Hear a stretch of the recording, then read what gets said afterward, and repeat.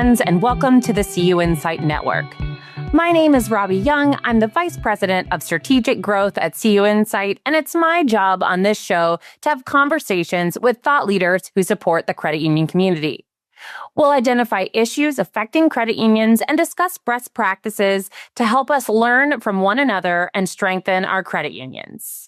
My guest on today's show is Tony Hernandez, President and CEO of Defense Credit Union Council, retired United States Air Force Colonel, and Maggie Sayer, President and CEO of Keys Federal Credit Union, DCUC Board Chair, and Navy Coast Guard Representative.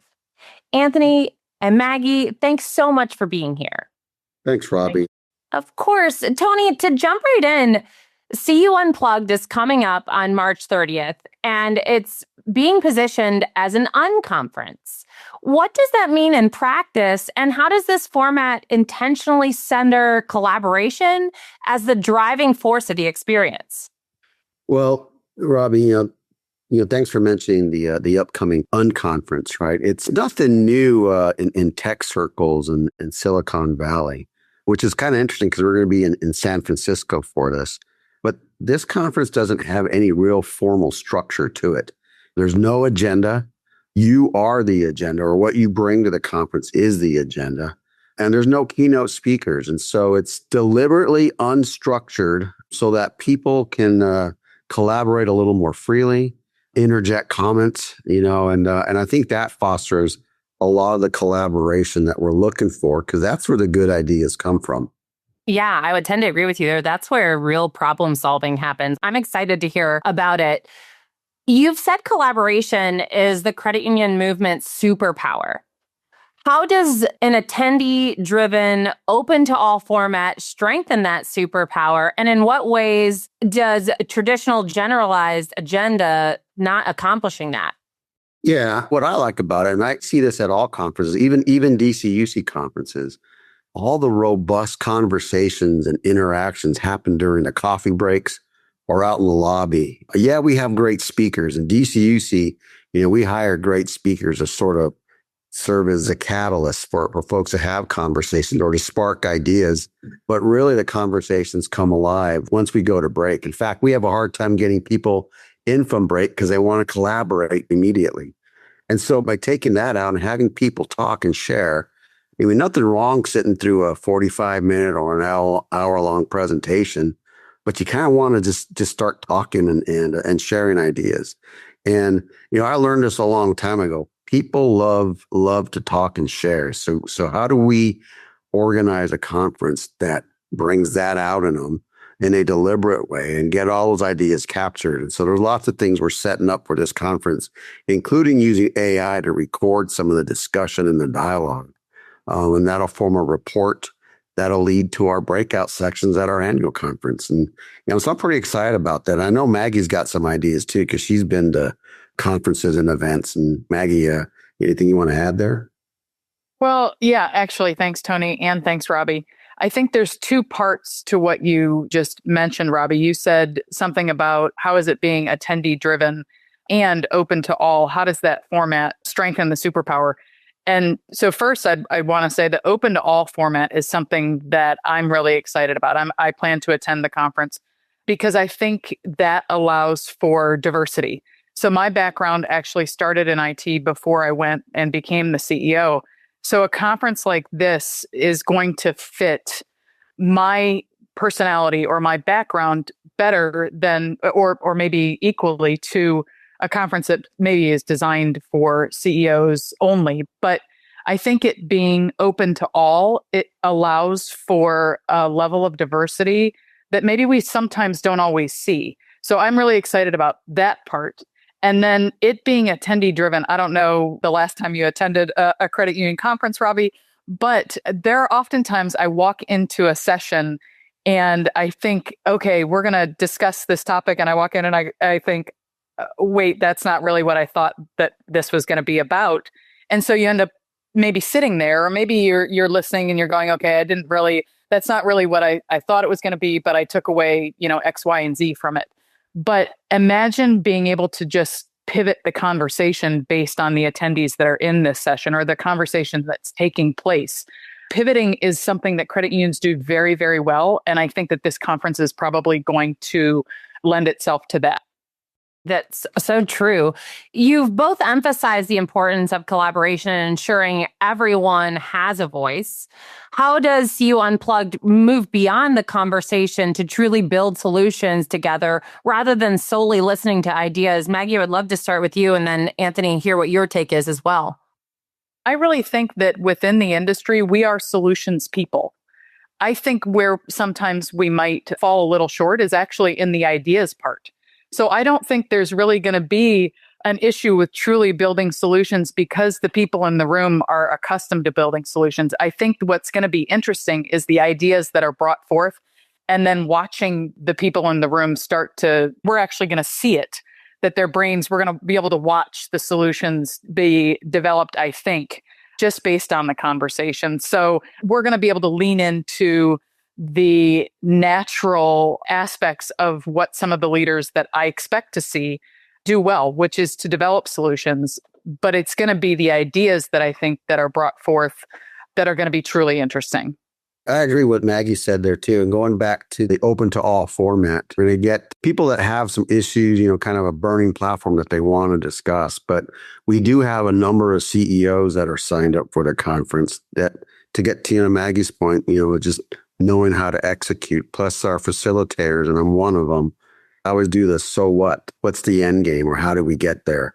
How do we format this in a way that's meaningful coming out of the conference? So, yeah, I agree with what Maggie said, because just the credit union ethos and the way we do things, I think we'll get to solutions, or at least a pathway towards solutions as a result of the conversations that we're having. And that'll be on the facilitators to drive that. I don't need a list of things we thought about or ideas. It's how do we turn those into practice as well? That's what's useful. So we all know that buzz that you feel after a great conference, the ideas, the connections, the solutions you can bring back to your credit union. How is CU Unplugged intentionally designed to create that kind of energy, especially as credit unions navigate emerging topics like AI, crypto, and really what's next? Yeah, just the format alone, just having people collaborate openly and constantly is one way. But I think I mentioned earlier, we're going to have AI recording. We'll have several breakouts, and then inside of those breakout rooms, we'll have AI recording the conversations, and we'll spend some time post-conference editing those and putting it in a usable format. But it's a 1-2 punch, because later on this summer at the DCUC annual conference, we'll have several breakout sessions. And last year we went from 4 to 15 breakout sessions. And so if we come up with 6 good topics out of CU Unplugged, that gives us an idea to go find experts to do a breakout session at the DCUC annual conference. And so if we set this up right, that it becomes a good battle rhythm or marching rhythm or cadence, for innovation going forward. If we need to add another unplugged event, we'll consider doing that as well. But I look at this as a year-long process, keeping everybody in touch and driving the conversation all year long. Yeah, Tony, I agree. I think I'm going to have to give you a little bit of kudos here. The development of the conference being intentionally a smaller conference being offered, you mentioned that it's limited in the number of people. So kudos to both you and I think it's Cindy, but the DCUC staff as a whole for developing this in a way that I think what we're going to see is, for lack of a better term, safe space. The quaint, smaller nature of the conference, I think, is going to allow us to ask questions or maybe ask for clarification on topics that we think we understand. For example, we keep talking about AI, and AI is quite this buzzword. And I know in the industry, there's a difference in understanding about what AI means to the industry. Does it mean that are we talking about AI in terms of auto decisioning lending? Or are we talking about AI governance and how we're governing the use of AI within our credit union? How many of us are paying attention to the data that might be going out to AI? And the ability to have those conversations and branch those conversations off to even smaller groupings within the conference, I think is just really going to create, for really, like I said, a lack of a better word, a comfort or a safe environment where we can continue to ask the questions and continue to have the conversations. Like, I didn't even really think of that. And so I think it being intentionally designed as a smaller conference, attendee driven, diversity driven, I think it's going to allow a lot of us to be really educated and, maybe renewed curiosity on topics that we thought maybe we knew that we didn't need to be any more curious about. 100%. Totally agree. Yeah. And I mean, I'll say that that's such a great idea to utilize those strong conversations at this conference to really influence what your DCUC annual conference looks like. That's one of my favorite conferences I attend almost each year because it is able to be such a powerful conference. Many people attend, but it still has a very intimate feeling that you can actually make true connections. So I'm really excited to see what this will look like.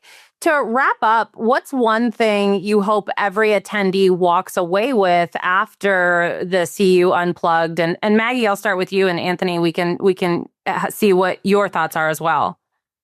Well, I know if I know the industry like I think I know the industry, there's going to be attendees that bring challenges. And I know also, because I mentioned it before, that they're going to go away with solutions. So I'm not going to use the easy answer and say that I hope that they have some solutions to the challenges they bring. Instead, I'm going to say that I hope they have a renewed energy.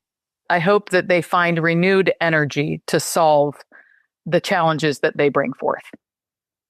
Yeah, I think energy and then confidence, in dealing with some of these things, because they're going to, they're going to learn and they're going to contribute. But also, I guess a lot of motivation is to keep in touch and to become thought leaders within our industry as well. And I think that's what I hope, is that the attendees that go to this get something out of it, but also make that transition that now they know something or know a little bit more.